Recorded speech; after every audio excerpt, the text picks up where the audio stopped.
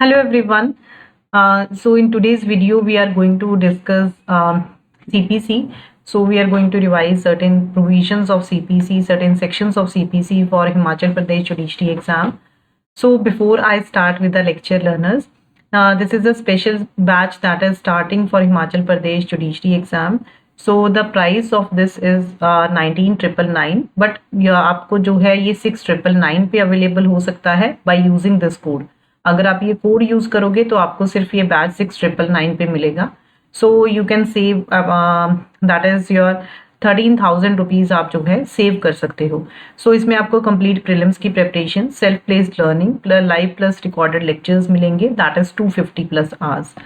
So if you want to join this batch, then you can just follow me on the Telegram channel. Link and details आपको description box में मिल जाएंगी. वहां से आप कोई भी query कर सकते हो regarding the joining of this batch.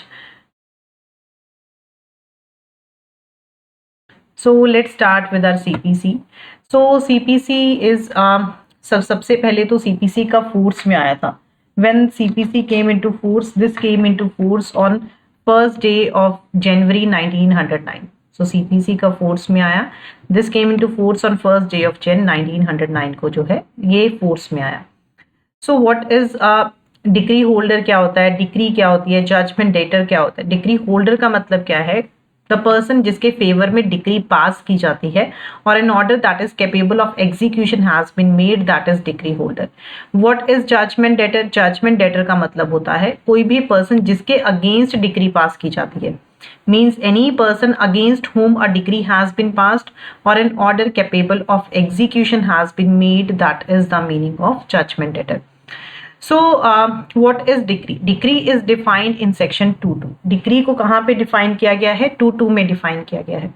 Decree का मतलब क्या है? ये फॉर्मल एक्सप्रेशन होता है of an adjudication which so far as regards the court expressing it, जो कंक्लूसिवली डिटरमाइन करती है पार्टी के राइट्स को विद रिगार्ड टू ऑल और any of the matters in controversy in the suit. And जो है ये प्रिलिमिनरी भी हो सकती है, फाइनल भी हो सकती है. ठीक है, डिक्री जो है प्रिलिमिनरी भी हो सकती है, फाइनल भी हो सकती है. इसमें से जनरली इक्वेशन क्या आते हैं कि डिक्री क्या इंक्लूड करती है. सो डिक्री इंक्लूड करती है रिजेक्शन ऑफ प्लेन को and the determination of any equation with in section 144. And कोई भी equation, the determination of any equation with in section 144, ये उसको भी जो है इंक्लूड करती है. बट ये क्या इंक्लूड नहीं करती है? This shall not include any adjudication. कोई भी एडजुडिकेशन जिससे अपील लाई करती है as an appeal from an order. कोई भी order of a dismissal for default. So any order for dismissal of default of appearance of the parties that is not included in the definition of decree. This is one of the most important definitions that can be asked in your exam.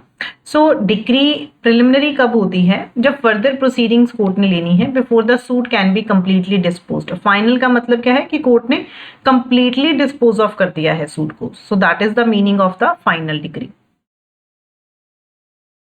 सो एक होता है foreign court, that is defined in 2.5. One is foreign judgment. Foreign court का मतलब होता है court that is situated outside India and that is not established or continued by the authority of the central government. जो establish नहीं है, जिसको continue नहीं किया गया by the authority of the central government, that is the meaning of foreign court. Foreign judgment का मतलब क्या है? Judgment of a foreign court means the foreign judgment. What is judgment? What is an order? Judgment is defined in 2.9, order is defined in 2.40.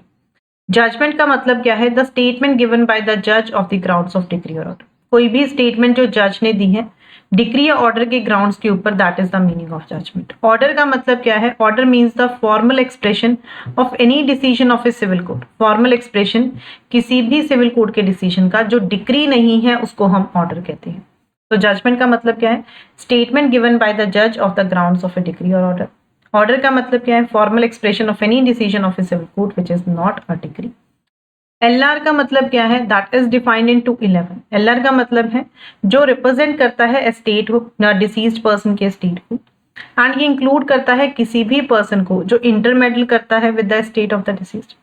And अगर party सू कर रही है या सूड है इन रिप्रेजेंटेटिव कैरेक्टर जिसपे एस्टेट डिवॉल्व करती है on the death of the party, so sewing और सूट, ये उसको भी जो है इंक्लूड करता है. Next is that is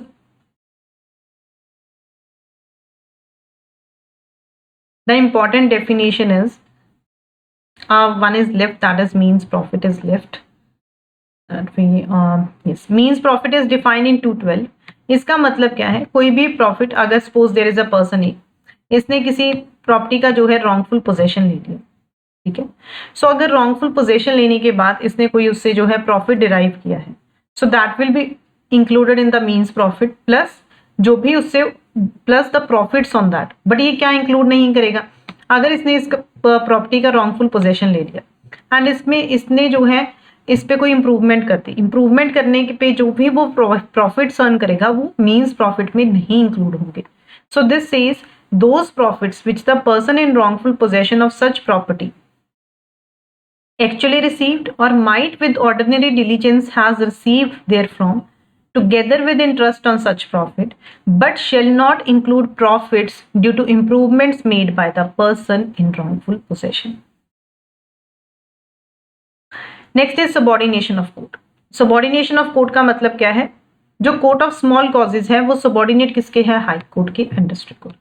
so every court of small causes is subordinate to the high court and the district court, ठीक है, वो दोनों के सबॉर्डिनेट होती है।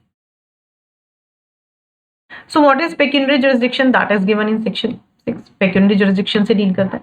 पेक्यूनियरी जुरिसडिक्शन का मतलब क्या है, that is related to money. ये कोर्ट जो है इतने अमाउंट तक जो है केसेस को ले सकती है, ठीक है, इतने वैल्यू तक ले सकती है सब्जेक्ट मैटर को, that is the meaning of pecuniary jurisdiction. Provincial small causes court is dealt under section 7। Presidency small causes courts under is dealt under your section 8। Next is section 9 is very important. ये कहता है कि courts के पास jurisdiction है कि वो suits try कर सकती हैं, सारे सूट्स ट्राई कर सकती हैं जो सिविल नेचर की हैं, एक्सेप्ट सूट्स जिनका कॉग्निजेंस एक्सप्रेसली या इम्प्लाइडली बार्ड किया गया है।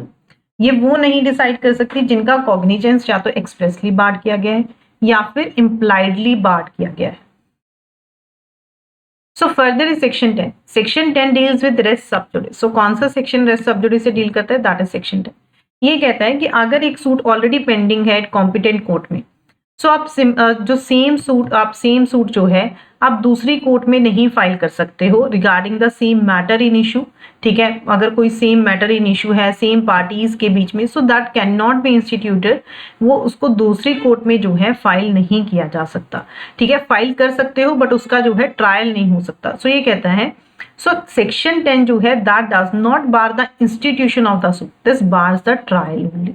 सो ये कहता है no court shall proceed with the trial of any suit in which the matter in issue is also directly and substantially in issue in a previously instituted suit between the same parties or between parties under whom they or any of them claim litigating under the same title where such suit is pending in the same or any other court in India.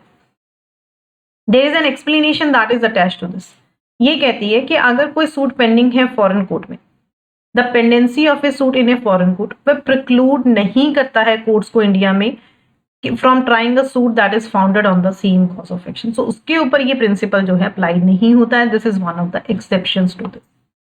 अगर causes of action भी different है then also this will not apply, because matter in issue जो है same होना चाहिए। अगर वही different है तो फिर ये जो है सेक्शन 10 अप्लाई नहीं करेगा। सेक्शन 11 ये कहता है कि अगर एक केस एक कॉम्पिटेंट कोर्ट ने डिसाइड कर दिया तो सब्सिक्वेंट सूट नहीं फाइल किया जा सकता सेम मैटर को लेके बिटवीन द सेम पार्टीज, ठीक है। इन चीजों को लेके जो है सेम सूट नहीं फाइल किया जा सकता। So that can be other remedies available है। This is based on certain principles. ये कुछ प्रिंसिपल्स के ऊपर बेस्ड है। क्या ये कहता है कि it is always in the interest of the state that there should be an end to litigation. ये हमेशा स्टेट के इंटरेस्ट में होता है कि एक लिटिगेशन कैन डू। ऐसे तो कभी भी कोई ना कोई एग्रीड पार्टी होगी वो फिर से सूट फाइल कर देगी। Second is a judicial decision must be accepted as correct. अगर एक कॉम्पिटेंट कोर्ट ने एक बार एक केस डिसाइड कर दिया then it is the duty that उसको कि हम करेक्ट माने। Third is that a defendant should not be vexed twice for the same offence. एक ही चीज के लिए डिफेंडेंट को दो बार नहीं उसको ट्रायल होना चाहिए। तो ये कहता है कि नो कोर्ट शेल ट्राई, कोई भी कोर्ट ट्राई नहीं करेगी कोई सूट को इशू पर जिसमें matter directly and substantially in issue था फॉर्मर सूट में एंड उसको जो है कॉम्पिटेंट कोर्ट ट्राई कर चुकी है and that has been decided by such court. There are 8 explanations that are attached to this section। 8 explanations इसके साथ अटैच्ड है। सबसे पहले तो explanation 1 is very important, that is कि फॉर्मर सूट का मतलब क्या है। सेक्शन 11 ये कहता है, ये एक सूट को डिनोट करता है। इसका मतलब ये है कि this denotes a suit which has been decided prior to a suit in question, जिसको डिसाइड किया गया है prior to a suit in question, whether or not it was instituted there too. ठीक है, जरूरी नहीं है कि उसको पहले इंस्टीट्यूट किया गया था या नहीं। सो एक्सप्रेशन फॉर्मर सूट डिनोट करता है एक सूट को which has been decided prior to the suit in question। ये जरूरी नहीं है कि आपने उसको पहले इंस्टीट्यूट किया था या बाद में इंस्टीट्यूट किया था। एक्सप्लेनेशन 2 जो है, this deals with the competence of a court shall be determined irrespective of any provisions as to the right of appeal from the decisions of such court. Explanation 4 जो है, this deals with the constructive res judicata. ये कहता है कि अगर एक बार matter कोई भी मैटर है, ठीक है, which court and has to be to have been made a ground of defense, कि जब कोई भी अगर ग्राउंड ऑफ डिफेंस बनाना चाहिए था, एक सूट जब फाइल किया जाता है तो उसमें जो है there are pleadings that is taken by the party. So अगर कोई ग्राउंड रह गया है, ठीक है, एंड पार्टी ने उसके ऊपर जो है पार्टी दोबारा से सूट नहीं फाइल कर सकती है। सो दिस मीन्स कि कंस्ट्रक्टिव रेस जुडिकाटा का मतलब है कि on the left over ground जो है अगेन दोबारा से सूट इंस्टीट्यूट नहीं किया जा सकता। सो एनी मैटर विच ओट, जिसको ग्राउंड ऑफ डिफेंस या अटैक बनाना चाहिए था फॉर्मल सूट में, इसका मतलब यह नहीं बनाया, shall be deemed to have been a matter directly and substantially in issue in such suit. So which explanation of CPC deals with res judicata, constructive res judicata, that is explanation 4. Whether the principle of res judicata applies on the representative suit, so the answer is yes by virtue of explanation 6. So they say कि जो representative suits होते हैं जहाँ पे numerous number of persons का एक ही that is कि जहाँ पे कोई पर्सन्स लिटिगेट करते हैं बोनाफाइडी किसी पब्लिक राइट या प्राइवेट राइट को लेके, where they claim in common for themselves. So वहाँ पे अगर एक बार कोर्ट ने डिसाइड कर दिया देन दैट मीन्स कि उस पर रेस जुडिकाटा का प्रिंसिपल अप्लाई कर जाएगा। ठीक है, so that is deemed to claim under the person so litigating. The principle of res judicata also applies on the execution proceedings। जो res judicata का प्रिंसिपल है वो एग्जीक्यूशन प्रोसीडिंग्स पे भी अप्लाई करता है बाय वर्च्यू ऑफ एक्सप्लेनेशन 7। ठीक है, सो एक्सप्लेनेशन 7 ये कहती है कि अगर एग्जीक्यूशन प्रोसीडिंग्स पे ये प्रिंसिपल जो है वो अप्लाई होगा। Further is bar to further suit. Section 12 ये कहता है कि अगर CPC में प्रिक्लूड किया गया है प्लेंटिफ को कि वो फर्दर सूट नहीं फाइल कर सकता in respect of any particular cause of action, then he shall not be entitled to institute a suit in respect of such cause of action in any court to which this code applies। So अगर CPC में आप देखोगे there are number of sections, number of rules जो हैं जिनमें कि plaintiff को preclude किया गया है, प्रोहिबिट किया गया है कि वो फर्दर सूट इंस्टीट्यूट नहीं कर सकता in respect of a particular cause of action, then he is not entitled to institute a suit in respect of such cause of action in any court to which this code applies। एक foreign judgement कब conclusive नहीं होगी? ये कहता है कि एक foreign judgment conclusive होगी अगर वो ये 6 बार्स को क्रॉस कर लेता है, that is given in your section 30। So foreign judgment shall be conclusive. एक फॉरेन जजमेंट कंक्लूसिव होगी किसी भी मैटर को लेके that is directly adjudicated between the same parties or between parties under whom they or any of them claim litigating under the same title. अगर वो जो judgement है अगर वो कॉम्पिटेंट कोर्ट ने नहीं डिसाइड की है तो वो कंक्लूसिव नहीं होगी। अगर that is not decide, if that is not decided on the merits of the case, then that is not conclusive. If it appears on the face of the proceedings that it is founded on the incorrect view of the international law, incorrect view ले लिया international law का, या they have refused to recognize the law of India, then वहाँ पे नहीं होगी। So where the proceedings in which the judgment was obtained are opposed to natural justice, अगर proceedings जिसमें judgment को obtain किया गया है अगर वो in which the judgment was obtained और अगर वो opposed in natural justice के, then ये नहीं अप्लाई होगा। We know that कि natural justice का प्रिंसिपल फॉलो करना पड़ता है, दोनों पार्टीज को इक्वली हियर करना पड़ता है। सो अगर if that judgment has been obtained by fraud, there is a famous case law on this, that is Satya versus Teja Singh का। सो अगर फॉरेन जजमेंट को फ्रॉड पे ऑब्टेन किया गया तो कंक्लूसिव नहीं होगी। If that is founded on breach of any law in force in India, अगर वो किसी लॉ की ब्रीच करे, किसी भी लॉ की, whether that can be limitation act, whether that can be CPC also, like if we take an example कि section 80 CPC का जो है वो ये कहता है कि अगर कोई सूट गवर्नमेंट के अगेंस्ट फाइल किया जाता है या फिर किसी पब्लिक ऑफिसर के against for anything done by him in his official capacity, then 2 महीने का प्रायर नोटिस देना होगा। अगर 2 महीने का prior notice, that is a mandatory condition, हाँ एक्सेप्शनल सर्कमस्टांसेस में उसको वेव ऑफ किया जा सकता है। So that is a necessary condition that is given under your section 40. उसकी compliance जरूरी है जो आपको section 80 में दिया हुआ। So अगर ये 6 बार्स को क्रॉस कर लेता है तो वो जजमेंट जो है कंक्लूसिव होगी, otherwise not. So foreign judgment is defined in your section 26 that is given by the foreign court. Foreign court वो कोर्ट होती है जिसको आउटसाइड इंडिया सिचुएट किया जाता है, and that is not established or continued under the authority of the central government. Presumptions as to foreign judgments, ये कहता है कि कोर्ट प्रिज्यूम करेगी upon the production of any document purporting to be a certified copy of a foreign judgment, कि ऐसी judgement जो है pronounce की है कोर्ट ने जो कि कॉम्पिटेंट ज्यूरिसडिक्शन की है। कोर्ट एक प्रिजम्पशन ड्रॉ करके चलेगी कि अगर कोई सर्टिफाइड कॉपी जो है वो प्रेजेंट की गई है फॉरेन जजमेंट की, कि जो ये जजमेंट है this was pronounced by a court of competent jurisdiction, but जो ये प्रिजम्पशन है this is the rebuttable presumption of law, ये कंक्लूसिव नहीं है। ऐसी प्रिजम्पशन को जो है डिस्प्लेस किया जा सकता है by proving want of jurisdiction, but such presumption may be displaced by proving want of jurisdiction. So in this way you can just revise your subjects, आप अपने सब्जेक्ट्स को रिवाइज कर सकते हो in this batch. So this is a batch specially for your Himachal judiciary exam. Offer price is only 6,999। By using this code आपको ये इतने पे अवेलेबल है। कंप्लीट प्रीलिम्स की प्रेपरेशन होगी, सेल्फ प्लेस्ड लर्निंग लाइव। अगर आपका लाइव लेक्चर मिस हो जाता है then you can just watch the recorded lecture, आप रिकॉर्डेड बाद में भी उसको वॉच कर सकते हो।